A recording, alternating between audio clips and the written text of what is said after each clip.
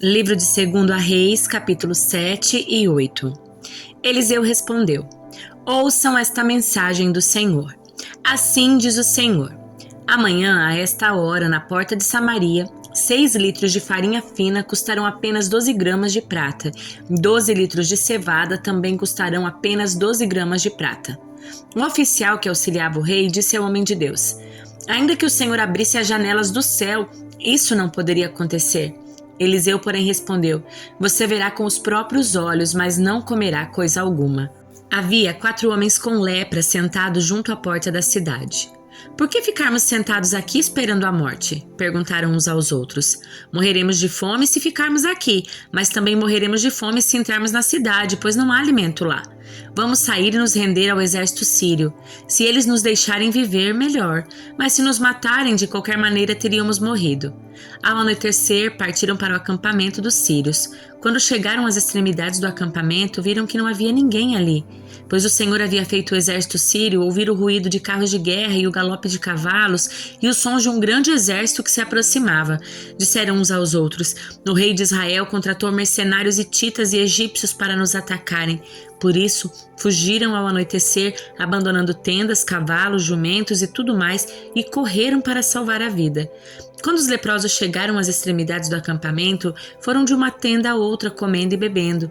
Pegaram a prata, o ouro e as roupas que encontraram e esconderam tudo. Por fim, disseram uns aos outros: Isso não está certo. Este é um dia de boas notícias e não contamos a ninguém. Se esperarmos até o amanhecer, seremos castigados. Venham, vamos voltar e dar as notícias no palácio. Então voltaram à cidade e relataram aos guardas do portão o que havia acontecido. Fomos ao acampamento sírio e não havia ninguém, disseram eles. Os cavalos e os jumentos estavam amarrados e as tendas todas armadas, mas não havia ninguém por ali. Os guardas gritaram anunciando a notícia no palácio. O rei se levantou no meio da noite e disse a seus oficiais: Vou explicar o que aconteceu. Os sírios sabem que estamos morrendo de fome, por isso deixaram um acampamento e se esconderam nos campos. Estão à nossa espera para nos capturar com vida e conquistar a cidade quando sairmos. Um dos seus oficiais disse: Seria melhor que enviássemos espiões para ver. Eles podem usar 5 cavalos que sobraram. Se acontecer alguma coisa com eles, não será pior que se ficarem aqui e morrerem com o restante de nós. Assim, prepararam 2 carros de guerra com cavalos e o rei enviou espiões para ver o que havia acontecido ao acampamento sírio. Foram até o Rio Jordão, seguindo o rastro de roupas e equipamentos que os sírios tinham abandonado em sua fuga desesperada. Os espiões voltaram e contaram tudo ao rei. Então o povo correu e saqueou o acampamento sírio. E de fato, naquele dia, 6 litros de farinha fina foram vendidos por apenas 12 gramas de prata.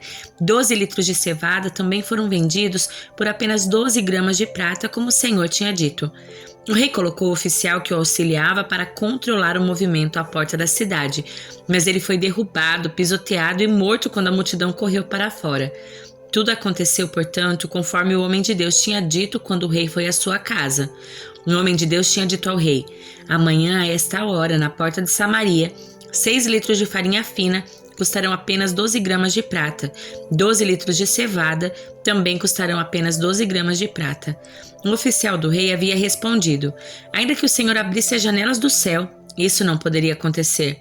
E o homem de Deus tinha dito: Você verá com os próprios olhos, mas não comerá coisa alguma. E assim aconteceu, pois ele foi pisoteado pelo povo à porta da cidade e morreu. Eliseu tinha dito à mulher cujo filho lhe havia ressuscitado: Reúna sua família e mude-se para outro lugar, pois o Senhor proclamou sobre a terra de Israel uma fome que durará 7 anos. A mulher seguiu a instrução do homem de Deus, reuniu sua família e mudou-se para a terra dos filisteus, onde ficou 7 anos. Ao final dos 7 anos, a mulher voltou da terra dos filisteus e foi ao rei para reaver a casa e as terras. Quando ela chegou, o rei falava com Geazi, o servo do homem de Deus. O rei havia acabado de dizer: Conte-me alguns dos grandes feitos de Eliseu.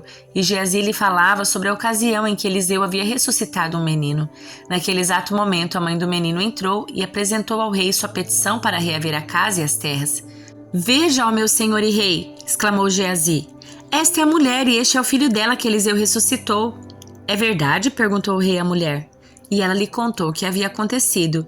Então o rei ordenou a um dos seus oficiais: Providencie que tudo seja devolvido a ela, incluindo o valor das colheitas realizadas durante o tempo em que esteve ausente. Eliseu foi a Damasco, capital da Síria, onde o rei Ben-Hadad estava doente. Quando alguém disse ao rei que o homem de Deus tinha chegado, o rei disse a Hazael: leve um presente para o homem de Deus, depois peça que ele pergunte ao Senhor se eu vou me recuperar desta doença. Hazael levou consigo o presente, 40 camelos carregados com os melhores produtos de Damasco. Foi vê-lo e disse: seu servo Ben-Hadad, rei da Síria, me enviou para perguntar se ele vai se recuperar da sua doença. Eliseu respondeu: vai e diga-lhe, certamente se recuperará. Na verdade, porém, o Senhor me mostrou que ele certamente morrerá. Eliseu olhou fixamente para Hazael até deixá-lo constrangido. Então o homem de Deus começou a chorar. Por que o Senhor está chorando? Perguntou Hazael. Eliseu respondeu: eu sei das coisas terríveis que você fará com os israelitas. Queimará as cidades fortificadas, matará os jovens à espada, esmagará as criancinhas e rasgará o ventre das mulheres grávidas. Hazael disse: como é que alguém tão sem importância como eu poderia fazer coisas tão grandes? Eliseu respondeu: o Senhor me mostrou que você será rei da Síria. Hazael se despediu de Eliseu e, quando voltou, o rei lhe perguntou: o que Eliseu lhe disse? Hazael respondeu: disse que o Senhor certamente se recuperará. Mas no dia seguinte, Hazael pegou uma coberta, encharcou-a em água e segurou sobre o rosto do rei até que ele morresse, e Hazael foi seu sucessor na Síria. No 5º ano de Jorão, filho de Acabe, rei de Israel, enquanto Josafá ainda reinava em Judá, Jeorão, filho de Josafá, começou a reinar em Judá. Jeorão tinha 32 anos quando começou a reinar e reinou em Jerusalém por 8 anos. Seguiu o exemplo dos reis de Israel e foi tão perverso quanto a família do rei Acabe, pois se casou com uma das filhas de Acabe. Jeorão fez o que era mau aos olhos do Senhor, mas o Senhor não quis destruir Judá, pois havia prometido a seu servo Davi que os descendentes dele continuariam a brilhar como uma lâmpada para sempre. Durante o reinado de Jeorão, os edomitas se rebelaram contra Judá e proclamaram seu próprio rei. Então Jeorão saiu com todos os seus carros de guerra para atacar a cidade de Zair. Os edomitas cercaram o rei e os comandantes dos seus carros, mas ele saiu à noite e os atacou. Contudo, o exército de Jeorão desertou e voltou para casa. Até hoje, portanto, Edom é independente de Judá. A cidade de Líbna também se rebelou nessa ocasião. Os demais acontecimentos do reinado de Jeorão e tudo o que ele fez estão registrados no livro da história dos reis de Judá. Quando Jeorão morreu, foi sepultado com seus antepassados na cidade de Davi. Seu filho Acasias foi seu sucessor. Acasias, filho de Jeorão, começou a reinar em Judá no 12º ano do reinado de Jorão, filho de Acabe, rei de Israel. Acasias tinha 22 anos quando começou a reinar e reinou em Jerusalém por 1 ano. Sua mãe era Atalia, neta de Omri, rei de Israel. Acasias seguiu o exemplo da família do rei Acabe. Fez o que era mau aos olhos do Senhor, como a família de Acabe, pois se casou com uma mulher dessa família. Acasias se uniu a Jorão, filho de Acabe, na guerra contra Hazael, rei da Síria, em Ramote-Gileade. Quando os sírios feriram Jorão na batalha, ele voltou para a cidade de Jezreel para se recuperar dos ferimentos sofridos em Ramote. Acasias, filho de Jeorão, rei de Judá, foi visitar Jorão, filho de Acabe, em Jezreel, pois ele ainda se recuperava dos seus ferimentos. Livro de Eclesiastes, capítulo 8. Como é maravilhoso ser sábio, analisar e interpretar as coisas. A sabedoria ilumina o rosto e abranda a dureza das feições. Obedeça ao rei como jurou a Deus que faria. Não procure evitar seu dever, nem se junte aos que tramam o mal, pois o rei faz o que bem entende. Suas ordens têm respaldo em seu grande poder. Ninguém pode resistir a elas nem as questionar. Quem obedece às suas ordens não será castigado. Quem é sábio encontrará o tempo e o modo apropriado de fazer o que é certo, pois há um tempo e um modo para tudo, mesmo em meio às dificuldades. Aliás, como é possível evitar o que não se sabe se acontecerá? Ninguém pode impedir o próprio espírito de partir. Ninguém é capaz de evitar o dia da sua morte. Não há como fugir dessa batalha. E diante da morte, a maldade certamente não livrará o perverso.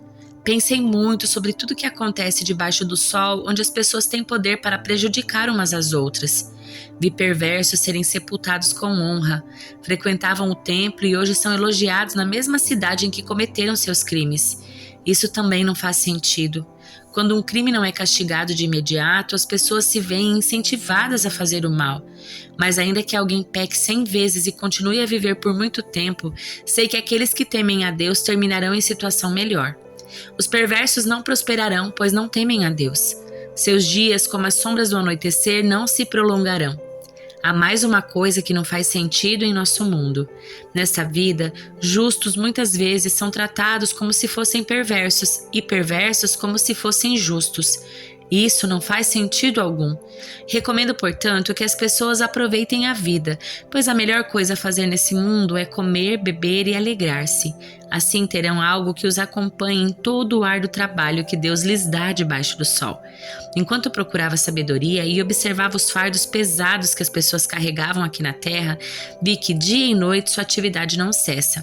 Percebi que ninguém é capaz de descobrir tudo o que Deus faz debaixo do sol. Nem mesmo os mais sábios conseguem compreender tudo, embora afirmem o contrário. Segunda carta aos Coríntios, capítulo 13.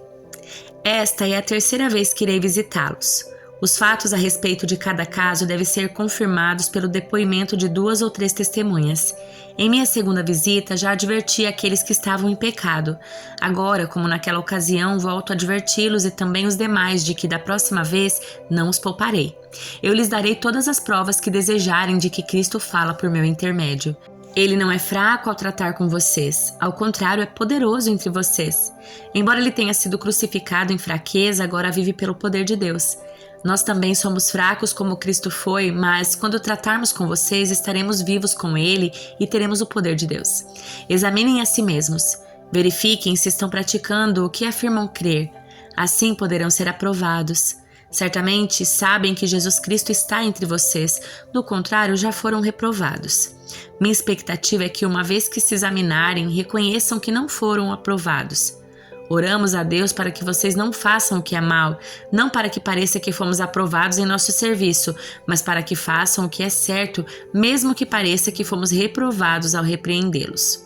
Pois não podemos resistir à verdade, mas devemos sempre defendê-la. Ficamos alegres quando estamos fracos, se isso ajudar a mostrar que na realidade vocês estão fortes. Oramos para que sejam restaurados. Escrevo-lhes essas coisas antes de visitá-los, na esperança de que, ao chegar, não precise tratá-los severamente. Meu desejo é usar a autoridade que o Senhor me deu para fortalecê-los e não para destruí-los. Irmãos, encerro minha carta com estas últimas palavras. Alegrem-se, cresçam até alcançar a maturidade, encorajem-se mutuamente, vivam em harmonia e paz. Então, o Deus de amor e paz estará com vocês. Saúdem uns aos outros com um beijo santo. Todo o povo santo lhes envia saudações. Que a graça do Senhor Jesus Cristo, o amor de Deus e a comunhão do Espírito Santo sejam com todos vocês.